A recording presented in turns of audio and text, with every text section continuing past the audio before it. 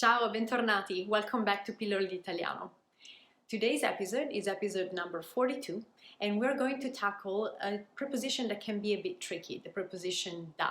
I'm making this video in response to a couple of requests that I received about this specific preposition. The reason being is that I created in the past videos about other prepositions. The latest one, it was about the preposition di, and oftentimes people get di and da confused. If you didn't see that video, you can click on the link that will appear right now above my head and go back and watch it. But after watching that video, a couple of people asked me, what about the preposition da? Are you going to make a video about it because it's tricky? And yes, here I am, satisfying your request. The preposition da is seemingly, deceptively easy because da means from, and you can use it to mean since when it comes to time, but it actually has what I identified as 7 tricky meanings, 7 irregular or unusual usages of this preposition, and this is what I want to focus on today. Let's start with the instances when we have words such as molto, niente, qualcosa, so a lot, nothing, something, followed by a verb. For example, if I were to say I have a lot to do, now between a lot, molto, and to do, fare, I place a da, a nice little da. Ho molto da fare.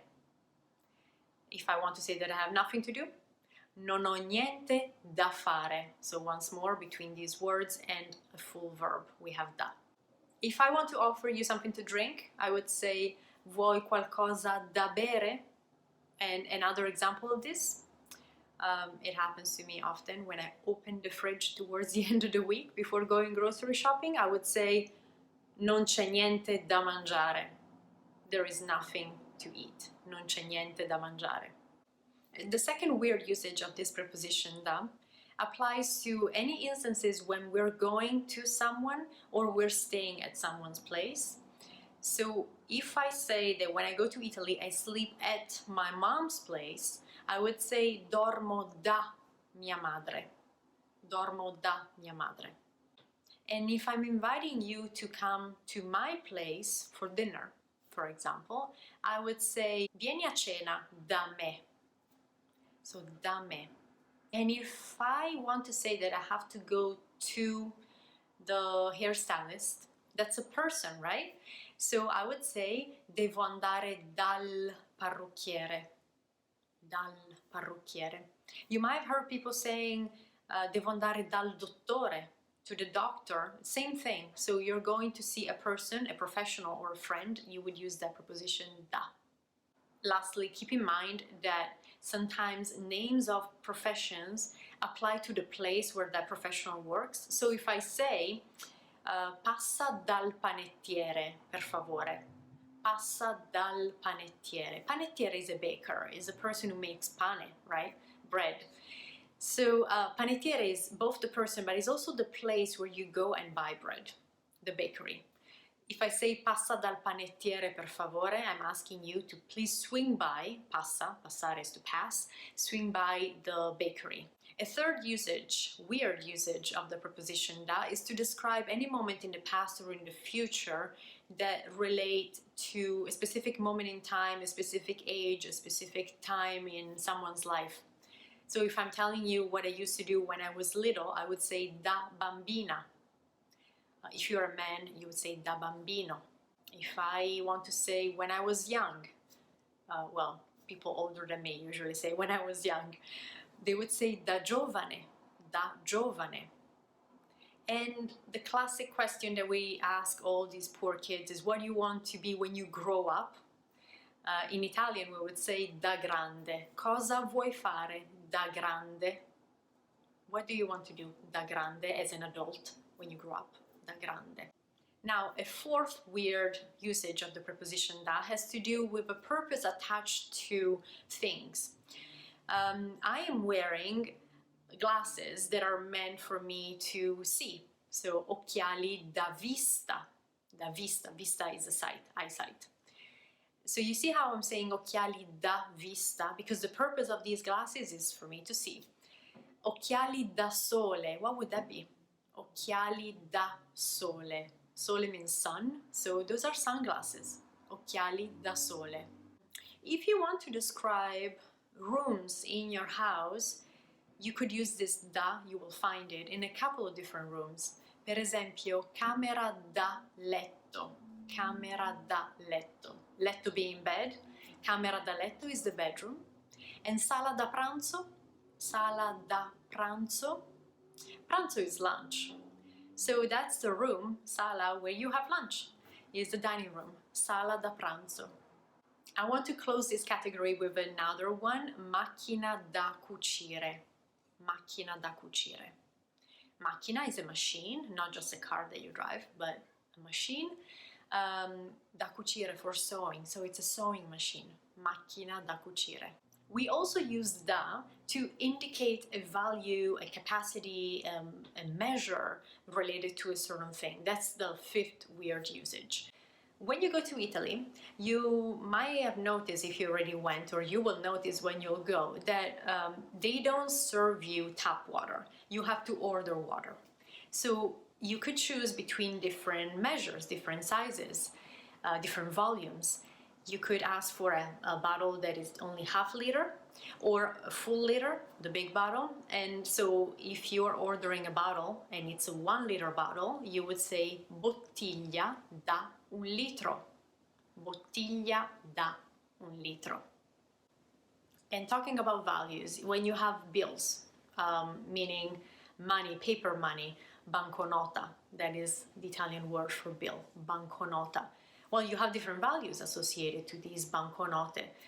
So, una banconota da 50 euro will be a bill for 50 euros. Una banconota da 50 euro. And say that you want to buy a stamp. The Italian word for stamp is francobollo. Francobollo. Well, you might want to buy a stamp that will get your postcard mailed and delivered abroad. So you have to ask for a specific value for that stamp. Now, I don't remember off the top of my head all the values. I think it's 1.15, a euro and 15 cents, something like that. So let's assume that that's the case. You would ask for un francobollo da 1,15 euro. Un francobollo da 1,15 euro. 15 is 15. All right, the sixth weird usage of the preposition da more or less translates as through. I'll give you a couple of examples so we can work it out together. If I say l'autobus passa da qui, l'autobus passa da qui, the bus passes through here. This is something that you could ask actually somebody. L'autobus passa da qui, the bus passes through here, through this street. You want to make sure that you're not waiting on the wrong side of the street or in a completely wrong part of town. Drawing inspiration from what is going on around me, I could say il sole entra dalla finestra. Il sole entra dalla finestra. The sun enters through the window. Dalla finestra. Well, I have two windows, so il sole entra dalle finestre, I would say in this case, because the sun is coming through the windows. How about il fumo esce dal camino? How would you translate this one? Il fumo esce dal camino. Fumo significa smoke, means smoke. So the smoke esce, goes out, gets out, dal camino, through the chimney.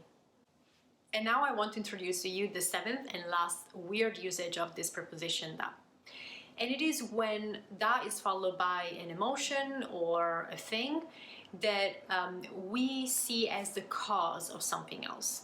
Per esempio, for example, if I say tremo dal freddo, tremo dal freddo, I shiver because of the cold, dal freddo.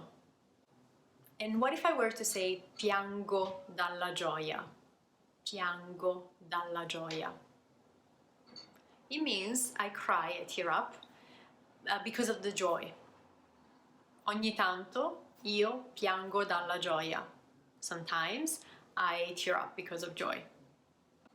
Well, I'm gonna leave it at that on a high note. And by the way, I don't know if you can hear it, but right outside of my window there is a kid crying. Definitely not because of joy. This kid piange dalla rabbia. Piange dalla rabbia. Cries because of anger. Let me know if this episode helped you clarifying all of these weird does that you've been encountering in reading or listening to Italian sources. Let me know by leaving a comment below. Feel free to include sentences that you are not able to understand or to fully grasp that contain that preposition da. I will do my best to support you and to help you figure out why we say it that way.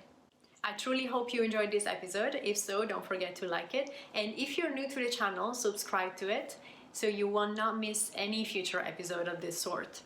I will see you next week. Ciao, a presto!